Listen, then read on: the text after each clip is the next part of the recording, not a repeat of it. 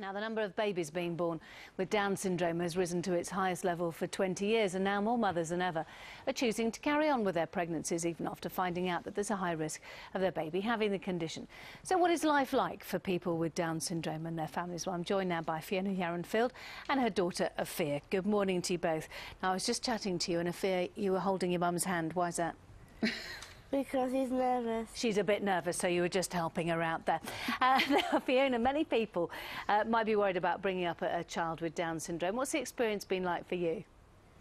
Well, I'd say generally the experience has been very, very positive. It's a very big question, really, because obviously bringing up any child is sort of very complex. So I would say it was the same for me, that it's been an experience which has, you know, ups and downs. It's often to do with other people, though, isn't it? I mean, that's part of the problem. I think one of the things I've found has been that when I've been very present with the experience of bringing up my own daughter and focusing on her, and there hasn't been a problem. It's more a question of when I started to compare us to other children growing up and compare her development and compare the experience, that actually the difficulty arose.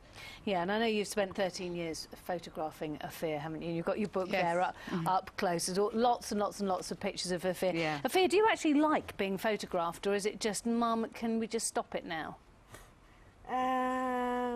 Do you like being photographed? Yeah, I like it, but not when I'm posing. Not when you're posing? No, you like it when I just take you naturally, don't you? Yeah. But if I ask her to stop, she doesn't like it. Right. Could it possibly be, do you think, that more people are having babies with Down syndrome just because it's to do with the fact that women are having babies at later age? Do you think that's why? Why do you think? Well, I'm hoping that it's because attitudes are changing, and that people are seeing more children in mainstream education, more included in the communities, and actually the fear of having a child with Down syndrome is hopefully diminishing, and that people see that it's a very normal and rewarding experience. Yeah. So, I'd like to think that that's what was happening. And I know it's Down Syndrome Day tomorrow, isn't it? So what are you going to be doing tomorrow? Well, I'm going to be seeing my friends. Is that it? You're just going to be playing with your friends? Yeah. Essentially, that's it. Well, it's been great. I know you were doing your homework in the green room.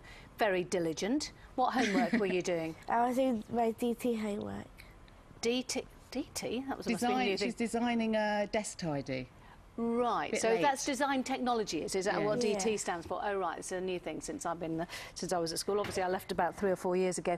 And you love your school, don't you? Yeah. I know and she's doing very well at school. Yes, very, and she's a mainstream secondary school. Right, what are you going to be doing tomorrow for Down Syndrome Day? Having a rest, I think. Well, thank you both very much for coming in. Thank you, and thank you for showing us your pictures there as well. Thank you. You see, there was no need for you to hold your mum's hand. She was all right, wasn't she? Yeah. She passed the test. Stumbled a bit. Still to come on GMTV.